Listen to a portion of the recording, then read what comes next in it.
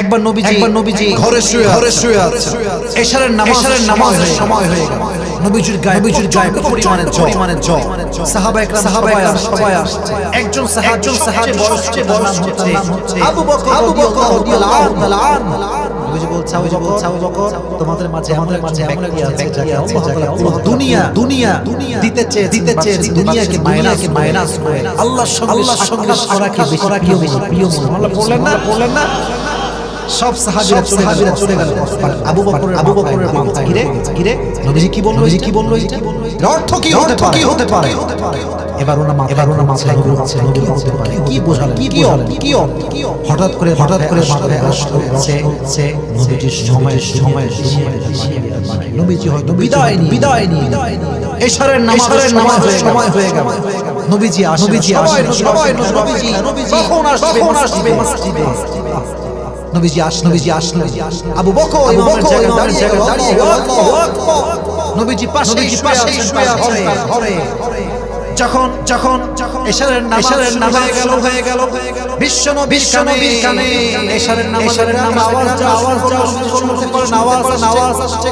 নবী বলেন আয়েশা আমাকে এদিকে আমাকে দাও জ্বরে আয়েশা পেছনে দুটি হাত এইভাবে উঠালে বললেন ওই যে জানালা খোলা দেখছে সাহাবা একরাম জামাত নবীজি চোখ দিয়ে তাকায় আছে চোখ আর না একটু পরে দুই চোখ আয়েশা বলছে আপনি খাচ্ছেন কেন কাঁদবেন কেন এখন? বলছে আয়েশা চোখের পানি নয় সুখের পানি এই জামাতের জন্য শত সাহাবী জীবন দিয়েছে।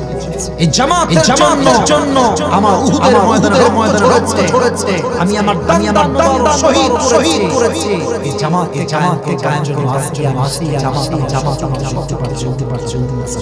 পড়ো সবাই এটা আমার দুঃখের পানি নয় দেখতে দাও মন ভরে দেখি। এবার ঘুমিয়ে হাদিসটাকে একটু মনোযোগ যখন ফজরের নামাজের সময় হয়ে গেল। ফজরের ঠিক একটু পরে নামাজ পড়ে দরজায় knock someone is waiting outside নবীজি বুঝলেন দরজা খোলা হলো। জিবরাইল সুবহানাল্লাহ। আমাদের সম্মুখে এসেই নবী আসসালামু আলাইকা ইয়া রাহমাতাল লিল আলামিন